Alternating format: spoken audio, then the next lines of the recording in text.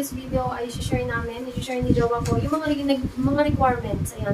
Yung mga requirements, documents na kakailanganin kapag magta-travel ka from the USA, especially from the USA, kahit saan lugar ka sa USA, basta USA, papunta dito sa Pilipinas, yung mga requirements, yung mga pre-process niyang papers para sa pag-travel nga ng aso kasi nga dala-dala niya yung kanyang aso. And by the way, yung origin na airport na pinanggalingan niya ay nag-start siya sa Almaha Airport. Ayan. So, Almaha to Atlanta, and Korea, and Philippines. Ayan. So, yung kanyang sinakyan na airlines ay Delta Airlines.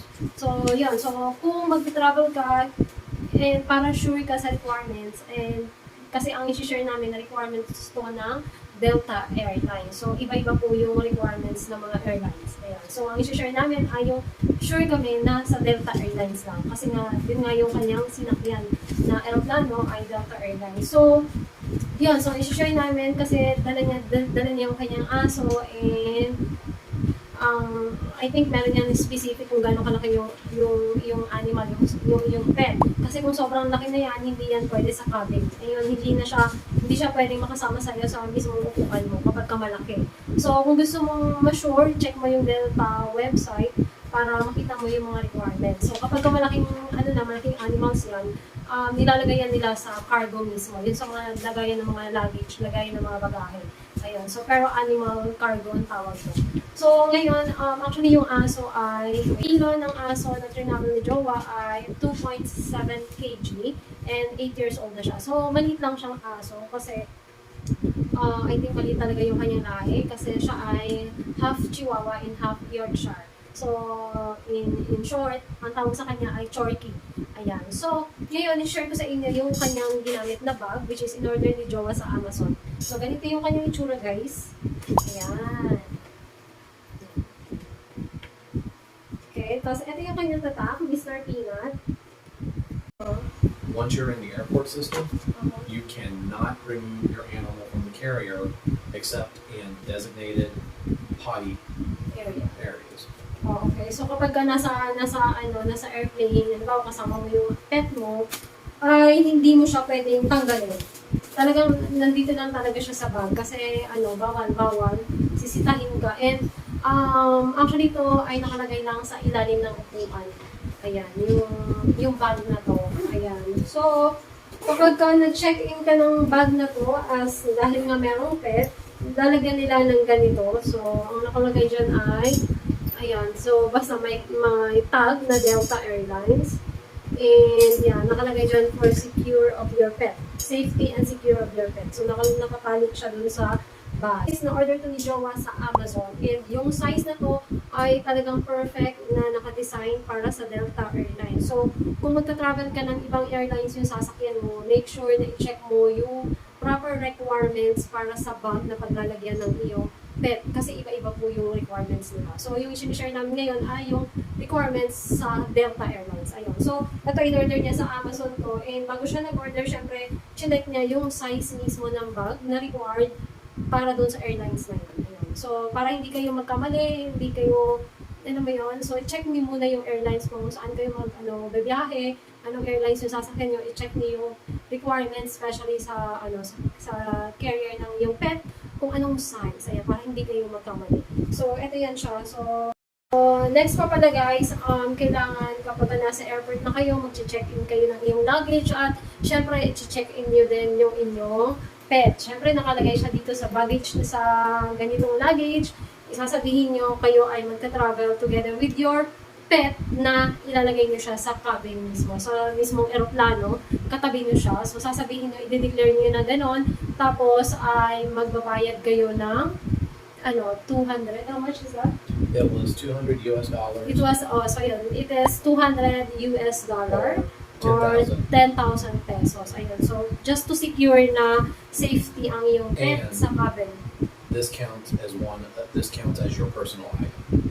Oh, okay. So, sa pagbayad, ayan, so sa pagbayad din ng 10,000 or pagbayad din ng $200 US, ayan, yung assurance na meron kang personal items with you. Ayan. So, kumbaga parang binabayaran mo yung kanyang, parang ticket mo sa kanya. And, syempre, kapag chinek mo na siya, pag chinekin mo na siya sa cabin together with you, ay i-check din nila yung requirements. Dapat naka-ready yung requirements ng iyong pet.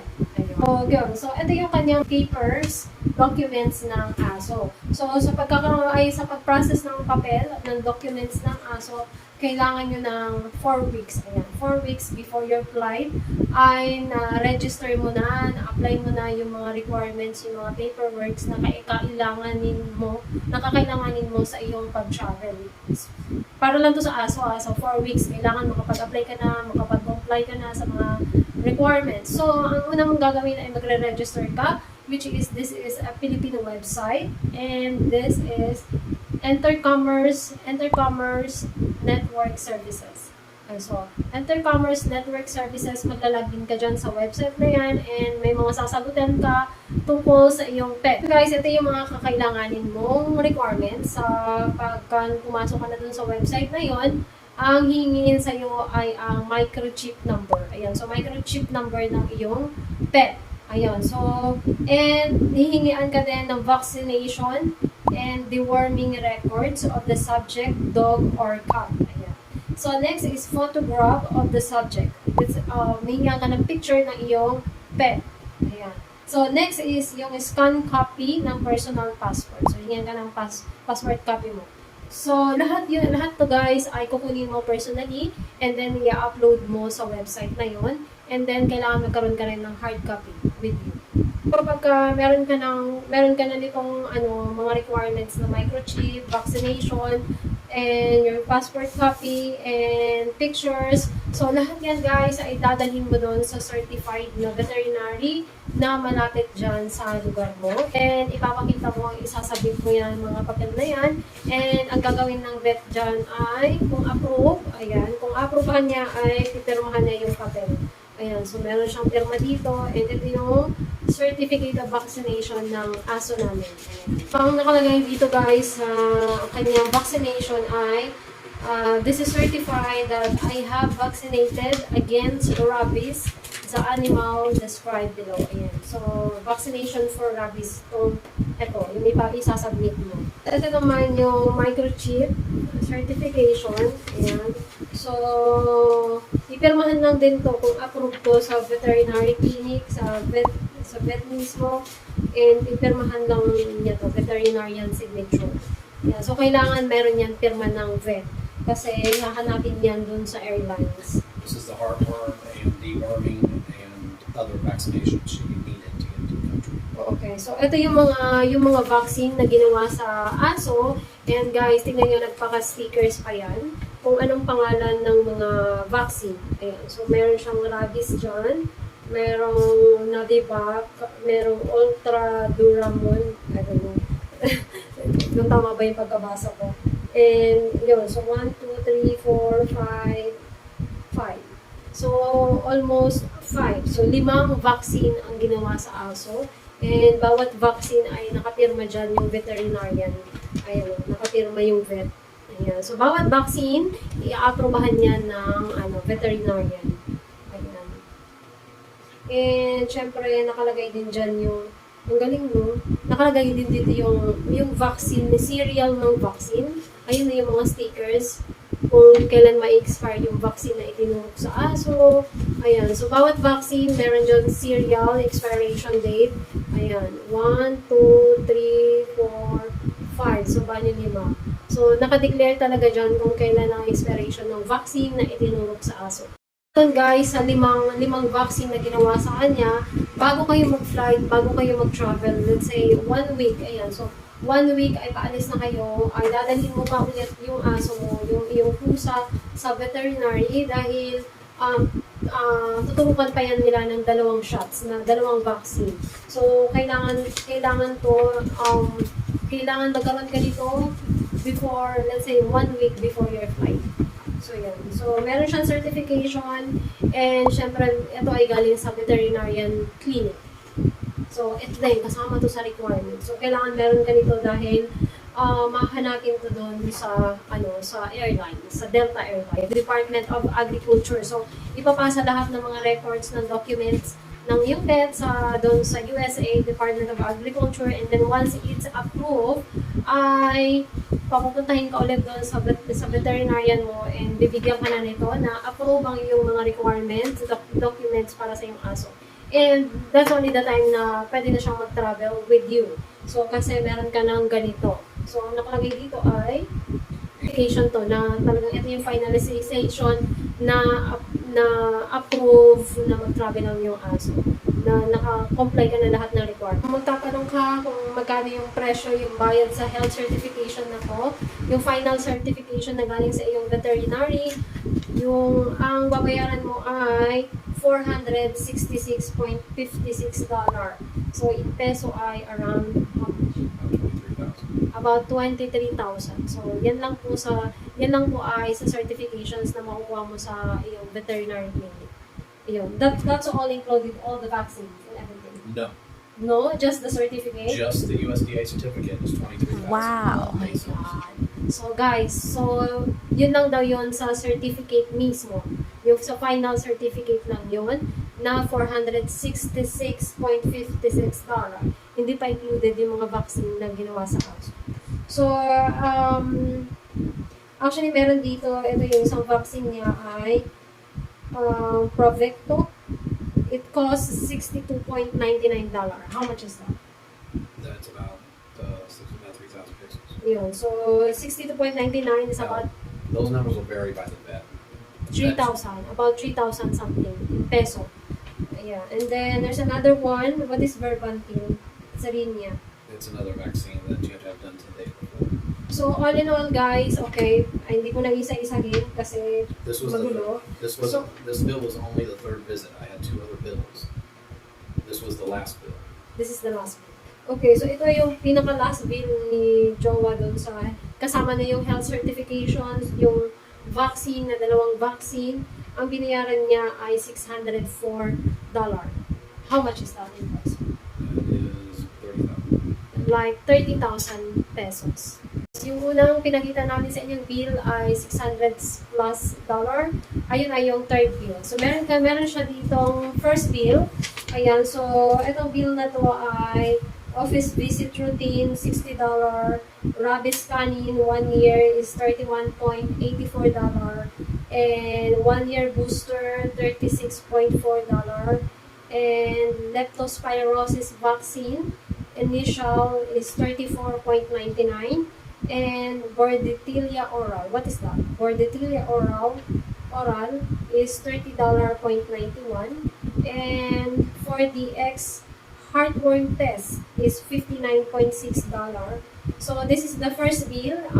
He paid $253.24. So how much is it? About 13,000. About 13,000 pesos. So ito yung first bill, and then the third bill is $600 something.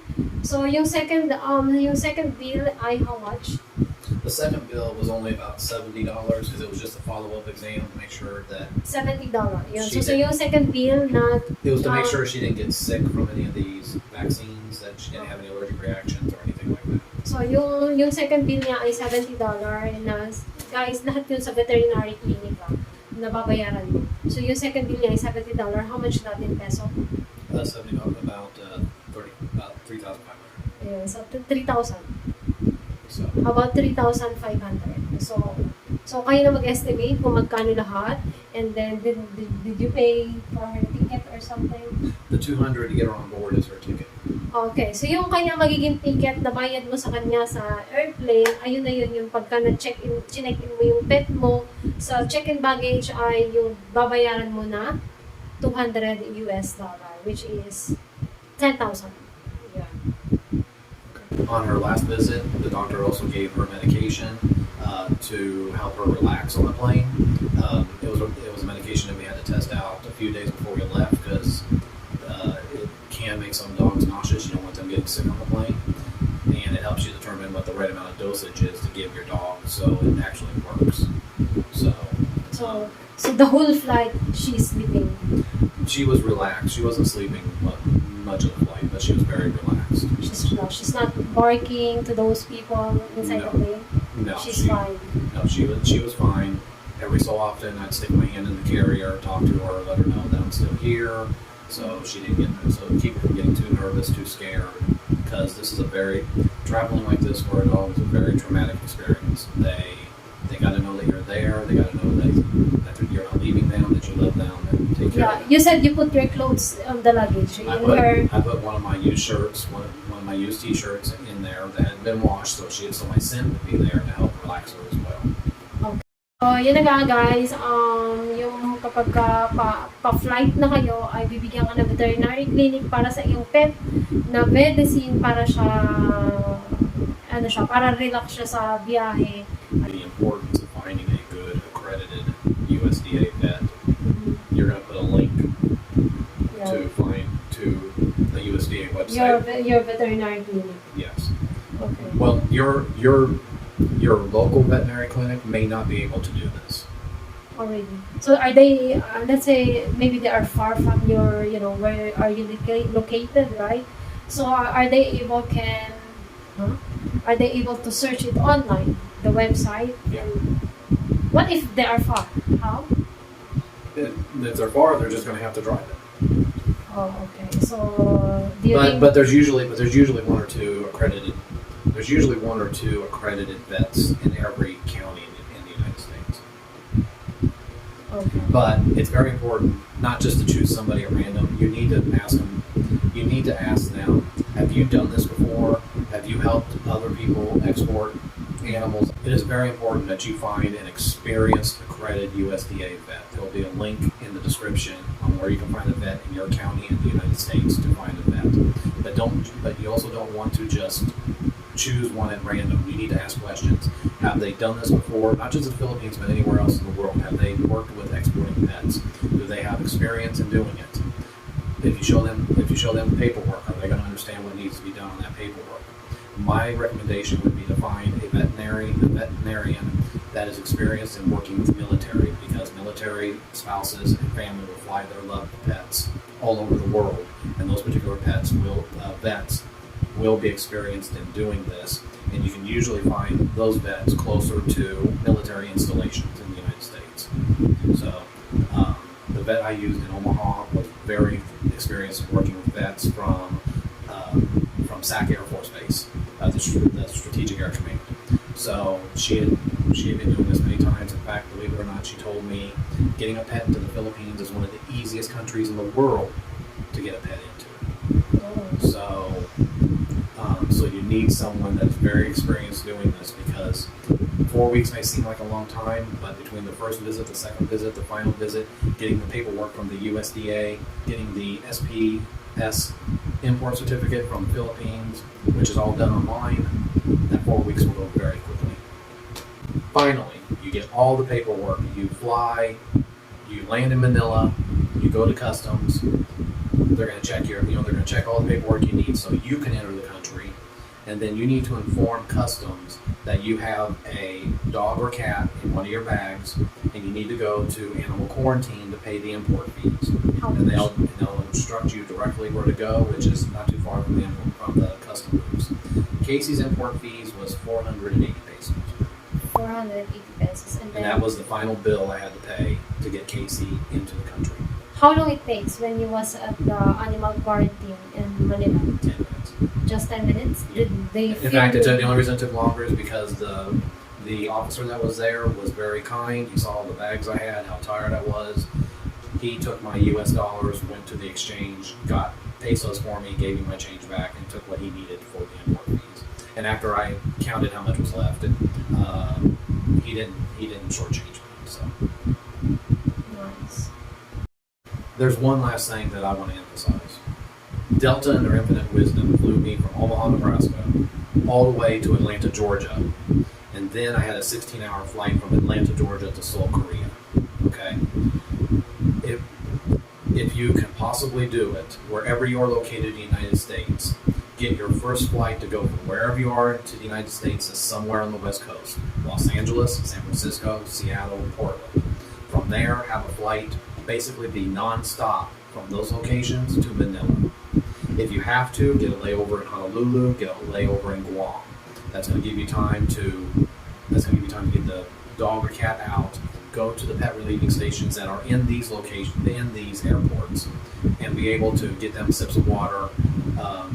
You're still not going to be able to feed them because you don't want to have to deal with that mess. But getting them sips of water, getting them to stretch a little bit in their bag in these pet relieving stations that they do have. My flight went from Atlanta to Seoul, Korea. I was told in Seoul that there was pet relieving stations in the Seoul airport, but once I got there, there were no pet relieving stations in the terminal, in the international terminal I was in. So Casey basically had to go from Atlanta, Georgia, to Seoul, to Manila, without being able to potty. She only had a couple sips of water the entire time. I was very blessed that the flight attendants on the Korean Air flight from Seoul to Manila let me open the bag long enough to put in a bowl, put in some water to let Casey drink, and Casey drank like 2 bowls full of water within just a few minutes. So I know it seems like a lot of work, I know it seems like a lot of money, but I can tell you right now, this is my baby, this is my love, this is family, this is my family, this is my family. And it was worth doing everything I needed to do to bring this precious part of my life with me to share with my love and be here with me. So don't let all this paperwork and everything scare you. It's with the right vet helping you, it can easily be done.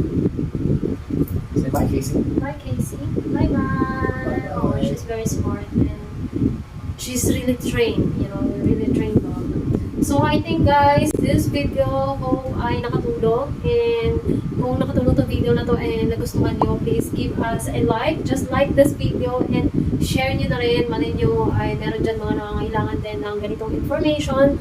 I-share nyo na rin po. And so thank you for watching. Sana naging informative tong video na to sa inyo. Ayan. So see you in the next one. Bye!